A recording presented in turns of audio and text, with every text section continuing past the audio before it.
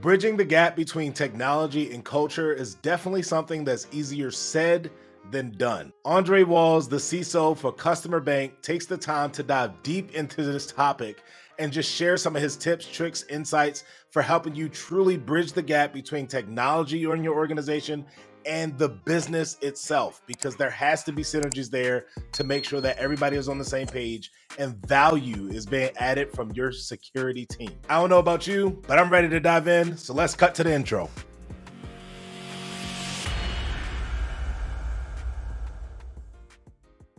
What up? What up? Eddie Thompson here with the Simply Secure podcast. This time we're back with another incredible guest, and you guys just need to strap in. I think you guys are going to get a lot of information, a wealth of knowledge from our man, Mr. Endre Walls, and I'm excited to have you on the show. So, Endre, do me a favor, my man. Go ahead and introduce yourself. Let the people know who you are, what you're excited about. Thank you.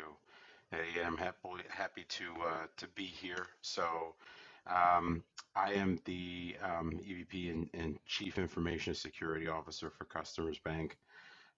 We're about a $20 billion bank, mostly digital and tech-driven bank.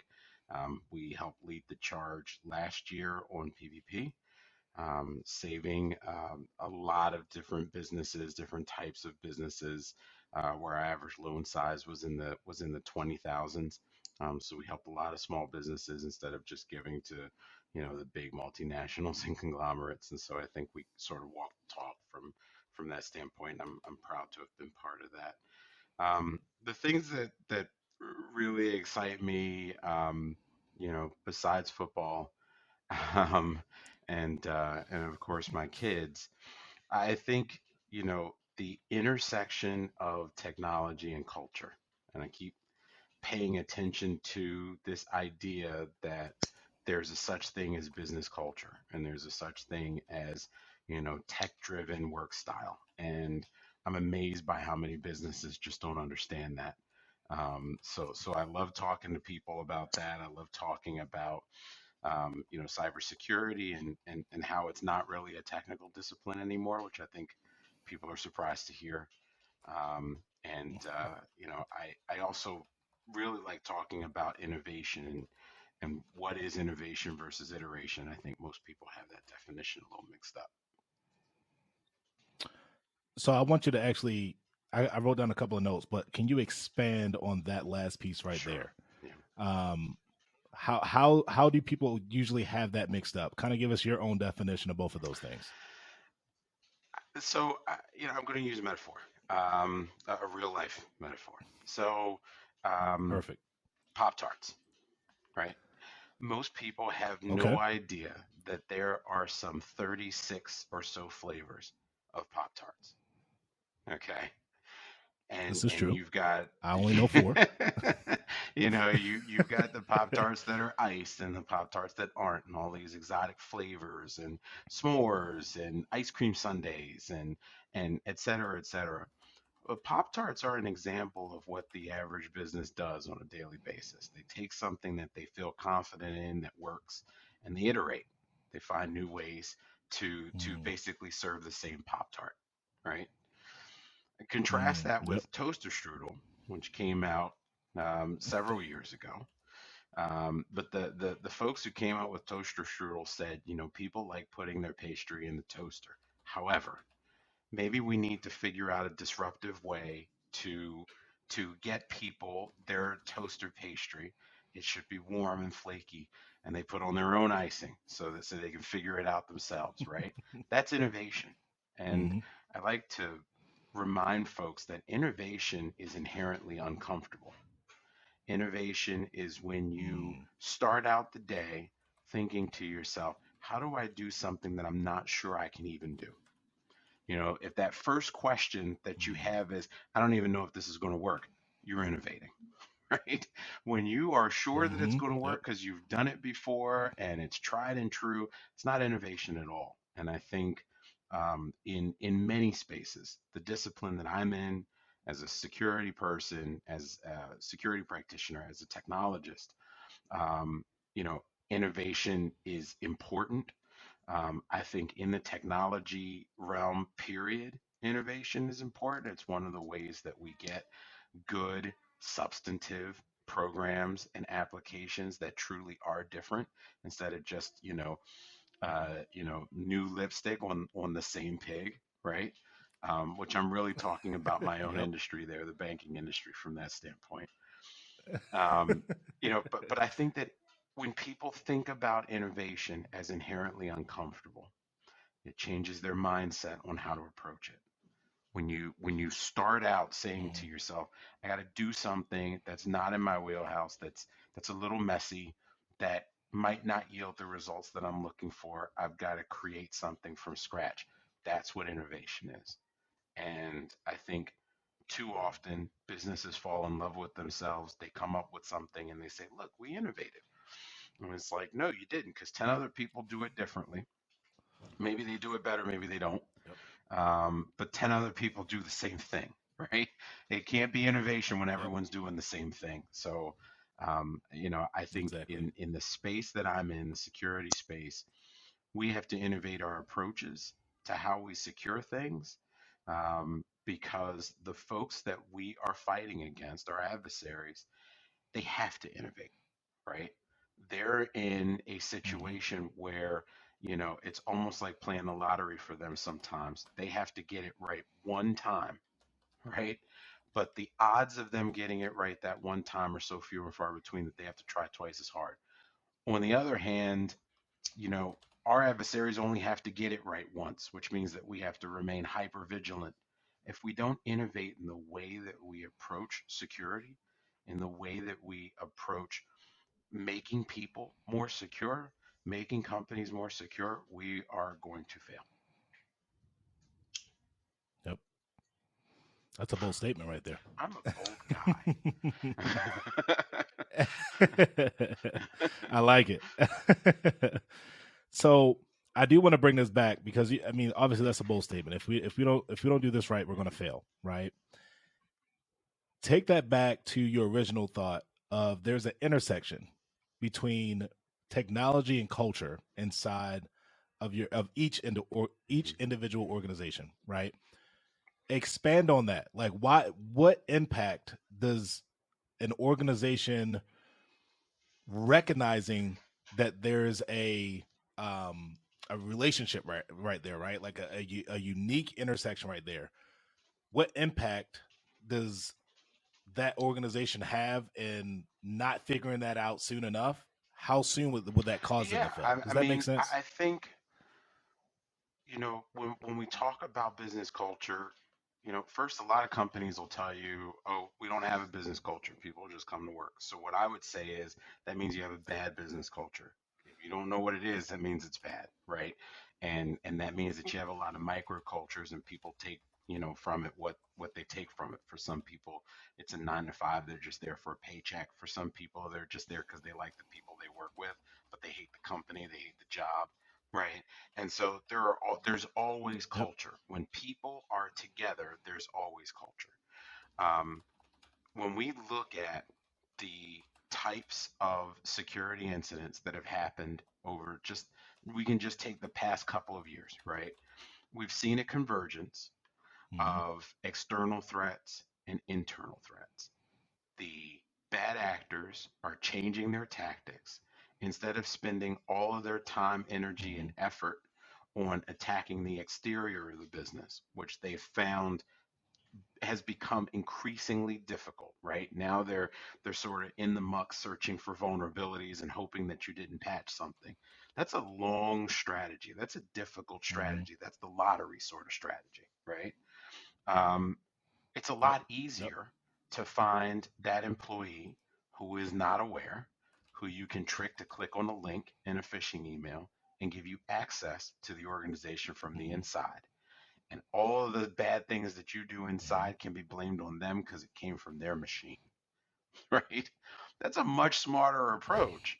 The Yep. only way to combat that is Hmm. through creating a culture where your employees are security aware, where they are focused on a daily basis, just part of their work style, on all of the different facets that will make the everything that they do inherently more secure.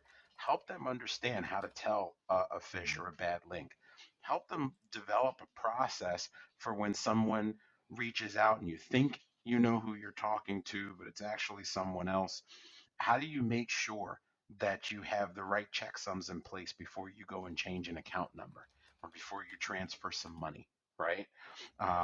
From the social standpoint, how do you validate that the person who actually reached out to you is who they said they were? When you first reached out to me, we did an extensive background check to ensure that Eddie Thomason was a Mm-hmm. real person and not just some person trying to get access to me from a foreign country where the intent was to gain Mm-hmm. access to secrets or steal information. And so, that's something that employees need to be taught. I know how to do that because I'm a security guy. The person in accounting might not. Mm-hmm. And so I feel it is our responsibility to ensure that those folks are informed and empowered.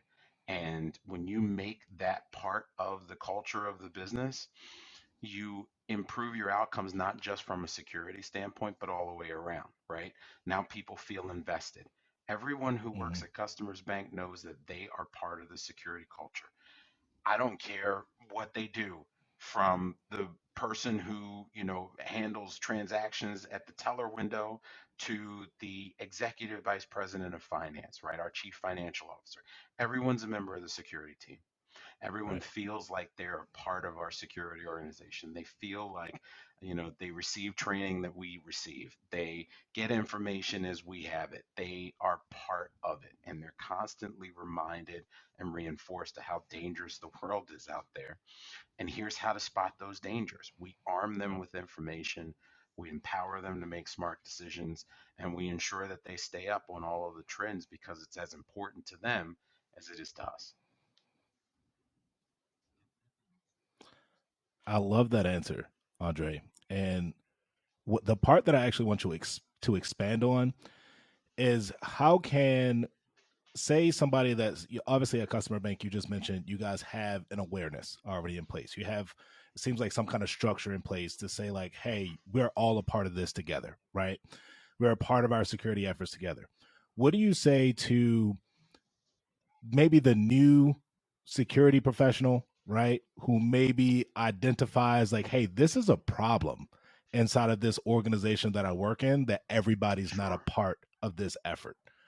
What kind of advice would you give to that individual, right, to help hopefully make that intersection more aware to the entire organization, or aware to at least upper management?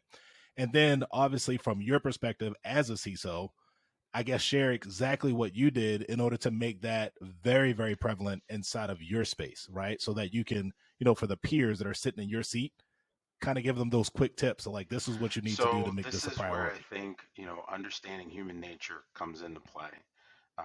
Because for this type of conversation, you have to approach people one of three different ways. Either A, you have to scare them, right? Which isn't always the best way, but for some people it works, Yep. right? You've got certain personalities where if you can tell Mm-hmm. them about the boogeyman in the closet, they're willing to talk about how to prevent him from getting out, right? And then you have some folks who Right. just cannot move without data. You have to be able to provide them with actionable intelligence that proves your point. And then for other people, it's about the Mm-hmm. examples. It's about the, you know, I'm not going to say that. I was going to say, in the banking industry, we've got a couple of names of banks that we always throw out there as people who are always experiencing issues. I'm not going to do Mm-hmm. that on the podcast, um, but I will say that, sometimes you do Confidential. have examples out there that are well known, that are, Mm-hmm. publicized and on TV, like this latest thing that happened with Okta that everybody knows about, right? And sometimes you have some folks who Yes. need an example Yep. to prove that it's true. So even the data and even the fear tactic isn't enough. They need to see that it happened somewhere else first, Yep. right?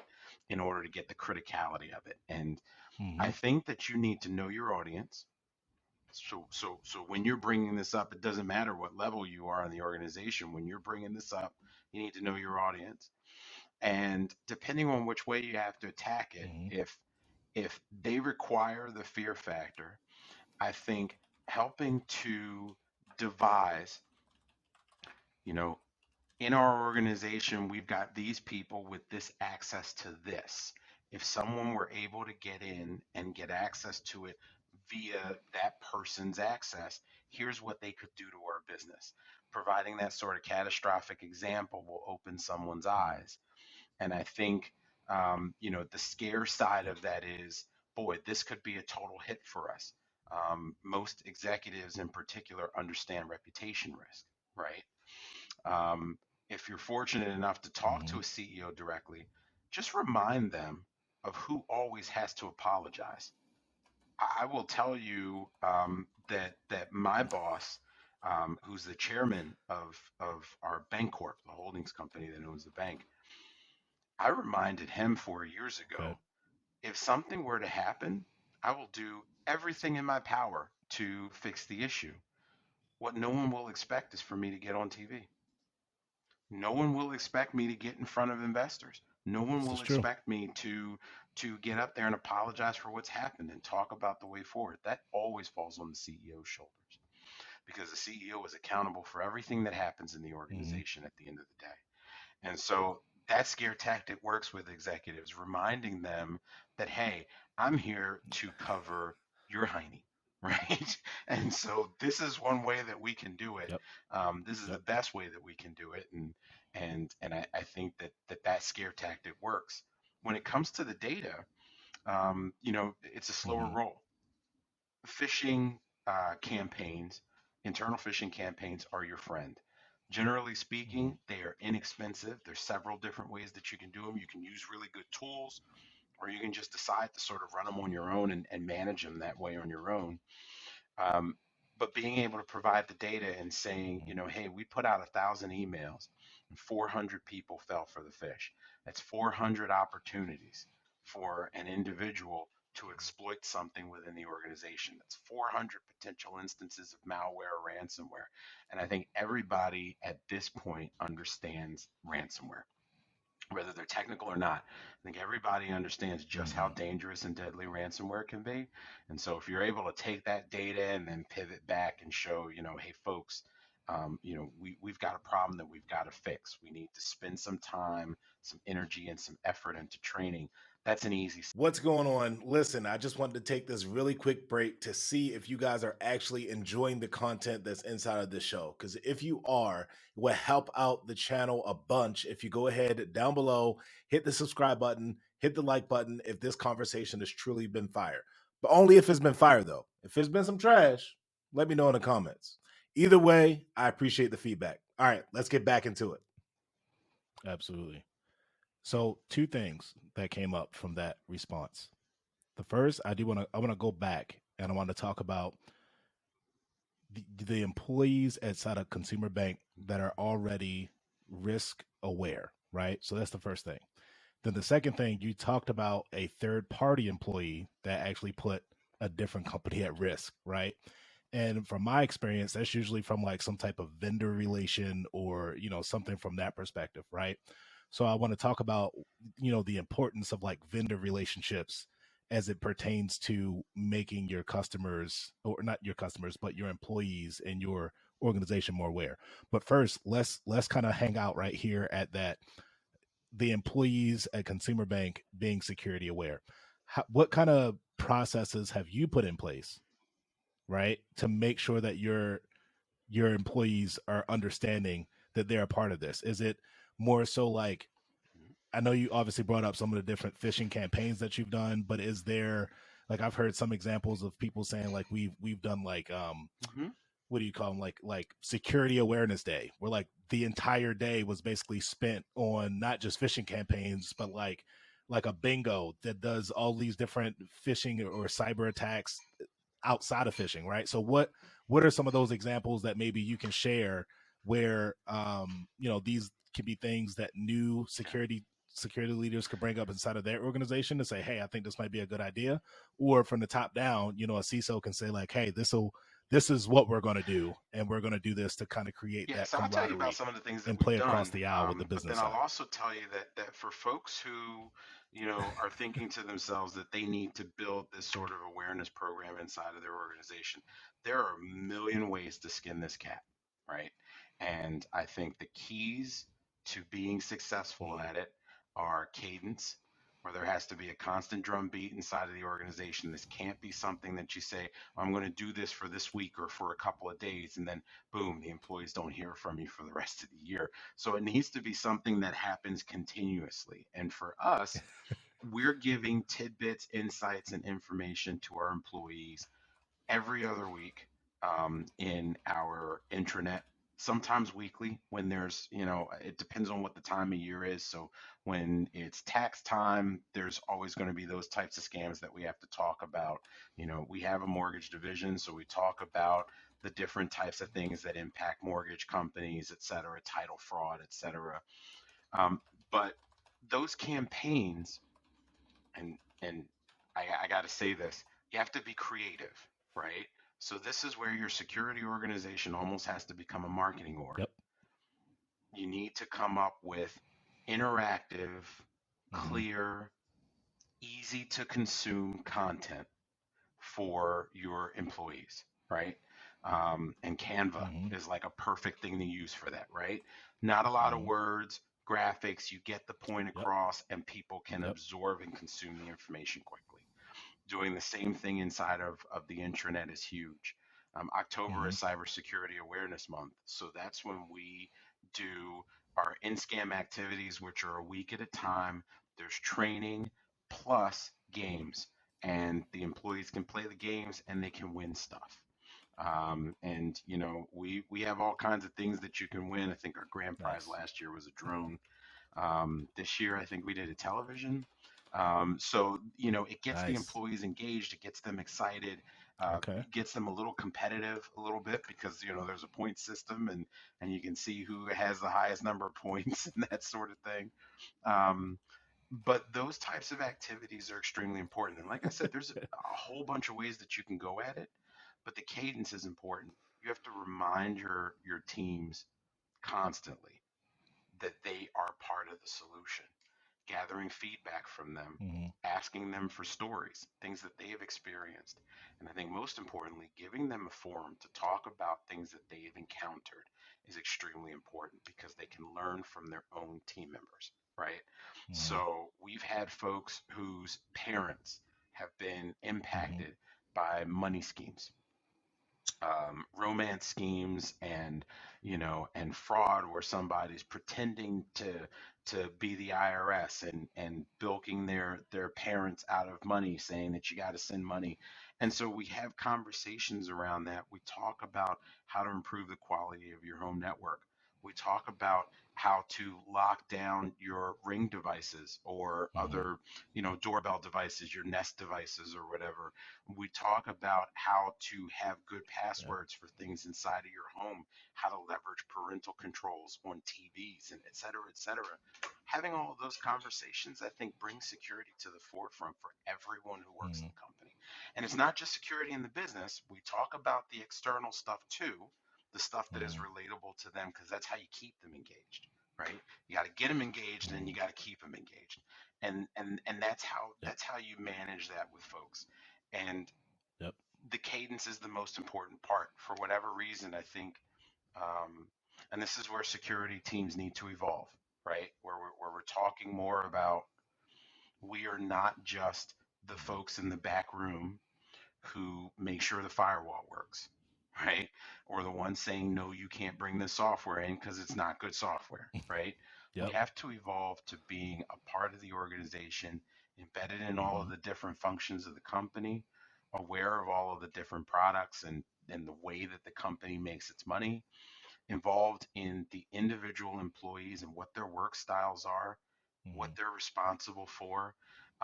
That's what security has to do in sort of the modern age. That's how you build that culture, by being at the ground level with all of the employees in the org, and sort of giving them this constant, hey, we're here, hey, we're here, this sort of drumbeat, right?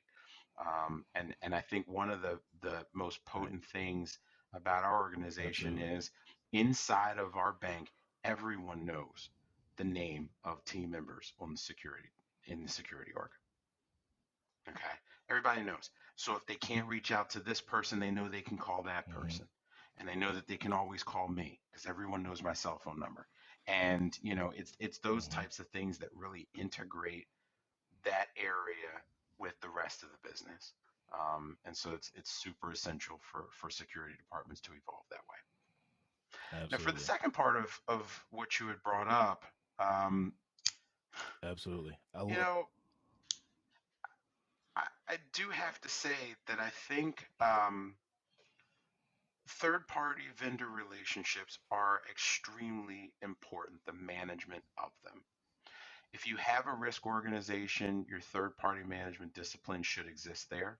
Mm-hmm. And like in our organization, we have third party management, which is responsible for all of the overall third party controls, with the exception of compliance and technology, which exists separately. They're subject matter things. They're very, discrete. And so we have a technology risk management organization in our department, and then there's one in compliance. But besides the third parties, the fourth parties are where the real Mm-hmm. meat's at. You will find that the fourth parties that you get in bed with are often very established companies with good security controls, and they give you good stuff up front. But sometimes they use smaller companies to provide what they provide to you. And the fourth parties matter more. So I find that you have to have the ability Mm-hmm. to go deep. You need a tool. There's no question about that. I tell everybody third Mm-hmm. party risk management is not something you can do in spreadsheets. You need a tool to help you. You have to invest in a tool, either a GRC tool that has third party in Mm-hmm. it or just a third party specific tool. But you have to invest in a tool, and you have to be able to send questionnaires to companies at the enrollment stage when you're first starting to work with them, being able to take that information back and scoring them against the Mm-hmm. expectations that you have of the relationship, how data is going to be handled, that sort of thing. And then, the other piece of that is, I think it Mm-hmm. is really, really important, um, for your contracts to have language in them that manages who handles what, and who pays for it and how it happens, when there's a breach or any sort of issue, right? I think that is extremely important. It's one of the biggest things that a third party risk management organization Mm-hmm. does for you. Um, so understanding the third party and everything that they do, but then being able to take that a step further with the Mm-hmm. fourth parties and understand who are your critical fourth parties. What do they do for you that pertains to our business? And then in some cases, you have to dive deep and understand those fourth parties and do tri-party agreements so that you can get SOC reports and that sort of thing Yep. for those fourth party relationships. It's extremely important.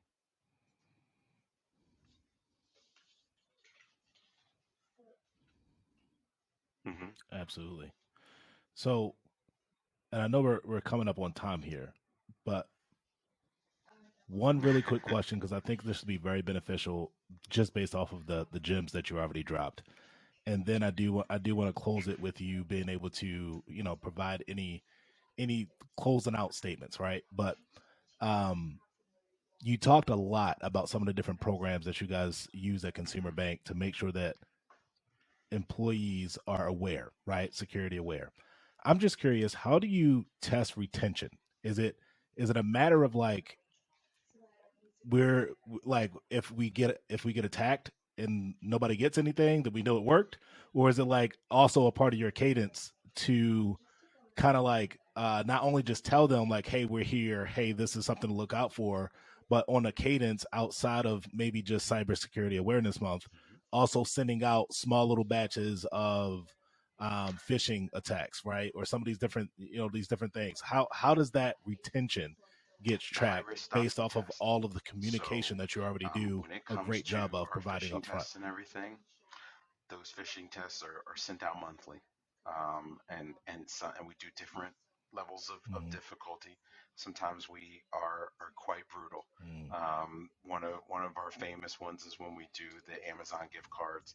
More people fall for that than not because it looks too real. But that's how you train folks, right? And so there is testing. We also have training Yep. where people are responsible for completing their training every single year. We have Mm-hmm. mandatory training, and then we have some optional training where they can do the optional training and be able to win prizes and that sort of thing for becoming, security ninjas, right? And so there's ways that we gamify that approach to get people more Mm-hmm. engaged. But both pieces are necessary. You've got to have the practical testing and rigor around it, but then also the fun Yep. stuff and I think between those two things, it helps us figure out how well are Mm-hmm. people retaining information, especially with the phishing tests. I find after holidays you get a small spike, and then you start to see that downward trend, and that helps okay, people are getting back to where they should be, with the number of Mm-hmm. failures and that sort of thing. So there's some metrics that you can tie in there to pay attention to that help. Yep. Yeah, yeah.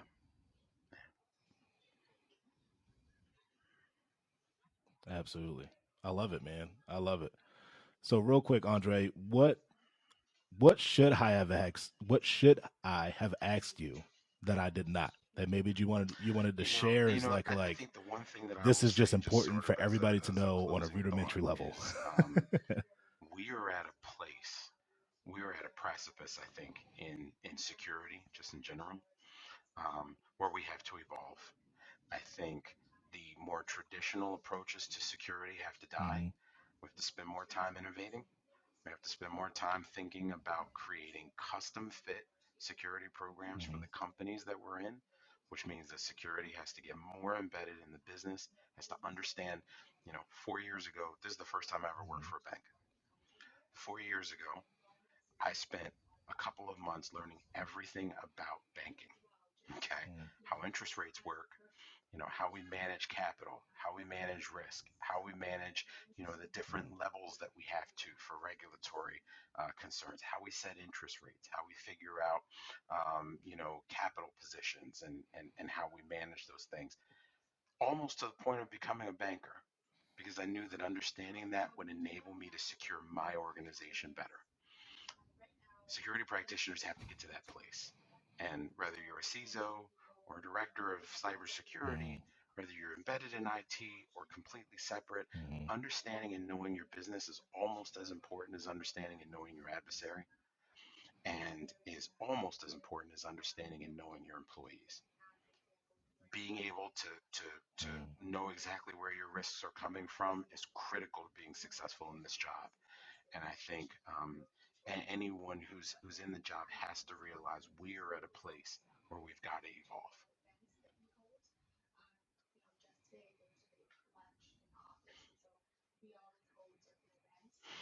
Absolutely. Well, there you have it, guys. Absolute gems, nuggets, fire, all that stuff being dropped by Mr. Yeah, Andre Walls. yeah. I'm on Andre, LinkedIn, tell everybody and it's where easy we to can find me connect with you, because man. there Is are it not a lot LinkedIn? of Where's the Andres best who place to spell get a their hold of you? name with an E in English LinkedIn. If you go to Hungarian one, you're in trouble. There's a lot of Hungarians with the E, but not in America. So it's Andre Walls. I also have a website. It's my name, just andrewalls.com. HTTPS, of course. So you can always find me there. And I'm also a member of Forbes Technology Councils, so you'll Hmm. start to see a lot of articles and stuff like that coming up for me in Forbes Technology Councils.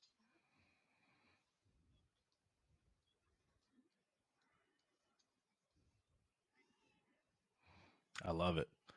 Well, there you go, guys. If you need to continue to pick this incredible mind, I want to encourage you guys to check out some of those resources that Andre just communicated. For you to just stay connected and a part of his community, because I personally believe that you're going to get a lot of wealth of knowledge coming from this man right here. So, with that, I appreciate you guys tuning in to the Simply Secure podcast. Eddie Thomason. I'll see you guys on the next one. Thank you so much for listening to the Simply Secure podcast. I hope you really enjoyed this incredible conversation with some of the guests that we have on the show. But honestly, if you want to take the time to dive into more conversations, just click on one of the videos that's on the screen. The one up top is actually a video that I think you would really benefit from based off the conversation that we had here. And then the bottom video is actually a video that YouTube thinks that you would appreciate based on things that you've already consumed here on the platform. So again, thank you so much for listening to the show. If you've got value from it, feel free to go ahead and smash that subscribe button as well as hit the like button, because it helps other people that's inside of this industry find videos just like this and helps this channel expand to help more people just like you. So again, I appreciate you and I look forward to seeing you again on the next one.